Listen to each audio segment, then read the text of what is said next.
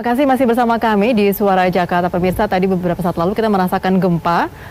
Kami sudah mendapatkan informasinya dari info BMKG bahwa gempa tersebut terjadi 7,4 magnitudo dengan kedalaman 10 km di 147 km barat daya Sumur, Banten. Dan ini berpotensi tsunami. Dan tentunya ini harus disampaikan kepada masyarakat yang tinggal di pesisir pantai untuk berhati-hati dan juga menjauhi kawasan bibir pantai supaya bisa ke arah yang lebih tinggi. Gempa ini terjadi pada pukul 19.03 atau sekitar 23 menit yang lalu. Baik, nanti kami akan update lagi jika memang ada perkembangan mengenai gempa yang terjadi dengan kekuatan 7,4 magnitudo tadi di kawasan Sumur, Banten. Baik, kami lanjutkan perbincangan kami mengenai untung rugi pemindahan ibu kota negara bagi DKI. Namun sebelum kita lanjutkan perbincangan ini, kami akan menampilkan bagaimana pendapat warga mengenai rencana pemindahan ibu kota Indonesia ke kawasan Pulau Kalimantan. Berikut ini. Ya, belum lama ini Presiden Republik Indonesia Joko Widodo telah memastikan pemindahan ibu kota negara dari Jakarta ke kota lain di luar Pulau Jawa. Ini artinya nanti ke depan Jakarta sudah tidak lagi menyandang status sebagai ibu kota negara. Lalu bagaimana warga Jakarta yang selama ini tinggal di Jakarta sekaligus juga provinsi yang menyandang status sebagai ibu kota negara merespon pemindahan ibu kota negara dari Jakarta ke kota lain? Apakah bagi mereka ini justru akan menguntungkan atau merugikan? Kita akan tanya pendapatnya langsung. Halo, selamat sore, dengan siapa? Lulu. Lalu kamu sendiri sebagai warga yang selama ini tinggal di kota Jakarta sekaligus kota yang menyandang sebagai status ibu kota negara, merasa diuntungkan atau dirugikan dengan nantinya Jakarta sudah tidak lagi menjadi ibu kota negara? Kalau dirugikan sih ada, karena yang tadinya biasanya merasa ibu kota Jakarta ibu kota itu Jakarta yang udah kebiasa lah dengan segala hiruk pikuknya segala macam, merasa dirugikan dengan kebiasaan kita juga di situ. Terus kalau keuntungannya sih mungkin populasi orang di sini mungkin akan lebih menurun, terus kemacetan diharapkan jadi lebih menurun juga sih gitu. Kalau kamu memilih merasa diuntungkan atau dirugikan? Dirugikan. Okay. Kalau tadi Lulu beranggapan merasa dirugikan dengan berpindahnya ibu kota negara dari Jakarta ke kota lain. Lalu bagaimana pendapat warga yang lainnya? Halo, selamat sore. Halo, sore. Kamu sendiri merasa dirugikan atau diuntungkan dengan pemindahan ibu kota negara dari Jakarta ke kota lain? Merasa dirugikan sih so far gitu. Karena mungkin sama ya, karena dari dulu mungkin kita udah terbiasa dari kita masih kecil sampai besar kan memang sudah taunya memang ibu kota dari Indonesia kan Jakarta kan. Jadi ya kalau misalkan dia pindah pasti kan kayak ada adaptasi lagi dong sama yang pindah, dan maksudnya pasti akan merubah banyak banget kan, merubah banyak hal. Jadi adaptasinya aja sih kayaknya. Terima kasih. Halo, selamat sore Mas. Dengan Mas siapa? Pang. Kalau kamu sendiri secara pribadi merasa diuntungkan atau dirugikan dengan adanya pemindahan ibu kota negara ini dari Jakarta ke kota lain? Lebih bagus sih kalau presidennya tempatnya bagus sih nggak apa-apa sih kalau misalnya ini, biar di Jakarta nggak padat banget ya. Oke, baik, terima kasih Mas. Nah, itu tadi anggapan dari beberapa warga Jakarta yang selama ini tinggal di provinsi yang juga sekaligus menyandang status sebagai ibu kota negara. Mereka secara pribadi merasa dirugikan jika nantinya Jakarta sudah tidak lagi menyandang status sebagai ibu kota negara. Dari Jakarta, Lydia Simangunsong, Angga Hikmayani, JAK TV. Itu tanggapan dari beberapa warga Jakarta, ada yang pro dan kontra berkaitan dengan rencana pemindahan ibu kota negara dari Jakarta ke tempat lainnya. Baik, ini ada kekhawatiran mengenai hal ini nih. Masyarakat tadi ada yang mengatakan bahwa mereka kurang setuju. Memang ini masih perlu dan terus sosialisasi. Saya ini perkembangannya setelah 8 tahun terakhir. Itu bahkan saya cek pakai survei.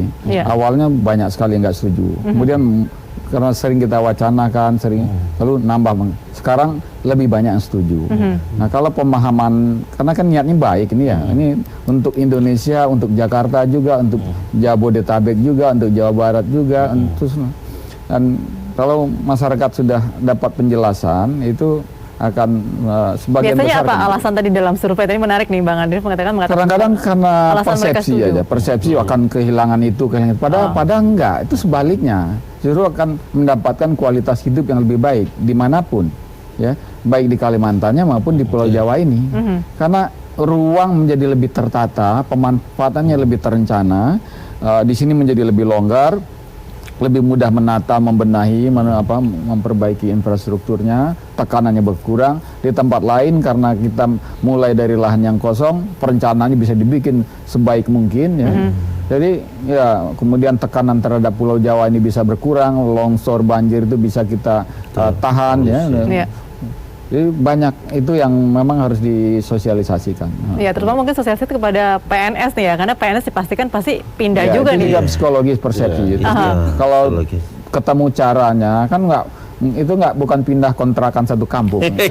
Ya, bisa 6 bulan ini, yang ini bisa tahun ini kementerian ini yang pindah dulu, itu pun nggak mesti sebagian karena mereka masih punya perwakilan di Jakarta. Jadi ya hitungan-hitungan kalaupun ada PNS misalnya sekitar 1 juta di Jakarta ini, ya mungkin yang perlu dipindahkan cuma 500.000 ya itu pun kan bisa secara bertahap. Nih huniannya bisa disiapkan lebih terencana. Kalau udah ya, di waktu kami melakukan studi di New Delhi dan Putrajaya itu memang ada otoritas, ada badan otoritas khusus yang ngelola yang dibentuk oleh ya? negara, ditunjuk oleh presiden, oleh pemerintah untuk bisa mendesain. Jadi dia semacam desain, ya memang mendesain, mempersiapkan infrastrukturnya, lahannya, termasuk di dalamnya adalah bagaimana planologi yang dia meletakkan tata kota dan lain-lain sebagainya. New Delhi itu kan diketuai oleh Profesor Dr. Nyeris Tumik namanya. Itu luar biasa. Kalau Putrajaya itu kan Datuk Sri Norik namanya. Jadi mereka yang menjadi satu otoritas seperti kalau di Batam, kemudian di beberapa tempat menjadi otoritas khusus dalam kalau itu yang dilakukan, maka ada 3 hal. Hal yang pertama itu adalah organisasinya, kemudian dia mendesain organisasinya, kemudian manajemennya yang tadi disebutkan oleh Huda itu adalah manajemennya. Memang kalau kita membayangkan memindahkan ibu kota negara itu seperti bagaimana ya, gedung-gedung setinggi ini, kemudian para departemen, kementerian, lembaga kayak. Tapi kalau otoritas itu diberikan otoritas khusus, otoritas untuk bisa mendesain yang saya kemukakan tadi, di paling tidak ada 27 negara.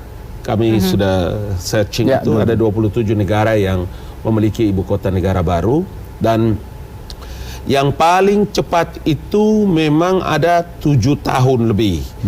Tapi memang kalau dalam 5 tahun, 3 tadi saya bilang sama Bung Rahmat itu antara 3 sampai 4 tahun bahkan 5 tahun ini dengan otorita, badan otorita itu sudah ada gambaran tentang ibu kota negara. Jadi ya tetap kita harus optimis bahwa ibu kota negara, IKN, ibu kota negara itu akan memberikan dampak yang sangat amat positif bagi pemerataan ekonomi, pemerataan penduduk, dan setiap orang bisa mendapatkan haknya. Utamanya adalah masyarakat penduduk asli Jakarta. Baik, jangan kecil hati. Jadi di media juga disampaikan, teman gua ini, terutama di Partai Gerindra begitu ya, ada yang menyampaikan bahwa ini kalau Jakarta dipindahkan nanti banyak gedung kosong, kemudian juga ini ada suara-suara seperti ini. Ini penduduk Jabodetabek ini kan sekitar 27 juta. 27 juta. Berkurang 1 juta itu nggak tinggi, betul. Nah, tapi kita harapkan karena banyak sekali bangunan-bangunan eks pemerintahan di Jakarta ini nanti itu bisa digunakan sebagai ruang publik, bangunan-bangunan untuk kepentingan publik ya, di samping mungkin yang ada yang di Ruslah gitu ya, untuk biaya pembangunan gitu ya. Tapi menjadi aset publiknya bertambah. Ya gitu. Tadi saya bilang kan bahwa dengan pindahnya pusat pemerintahan kan secara tidak langsung, Bang Adriano, banyak ASN yang pindah ke mana, misalnya ke Kalimantan, lalu terjadi agak kosong sedikit Jakarta. Ini sudah tentu, saya yakin gedung-gedung kosong itu akan dikuasai oleh aset Pemda, oleh provinsi pasti itu. Jadi bukan mustahil Istana Negara pun jadi kantor gubernur nanti. Bisa aja terjadi kalau misalnya presiden nggak perlu istana di Jakarta, itu jadi jadi kantor gubernur provinsi DKI Jakarta. Dan buat kita orang Jakarta yang nggak pulang kampung, Iya. apapun yang terjadi tetap di Jakarta, ini justru ibarat kata akan mendapatkan kalau perang itu rampasan perang. Iya gitu. Baik, kita yang kan- bisa dimanfaatkan untuk kesejahteraan masyarakat Jakarta. Wow. Dan akhirnya saya Ya, pikir itu dan pasti mampu dibeli oleh Pemprov DKI Pasti, yang uangnya bisa Masih banyak ya, triliun setahun. APBD-nya masih triliunan. pada ya. akhirnya kita berharap makin cepat makin baik.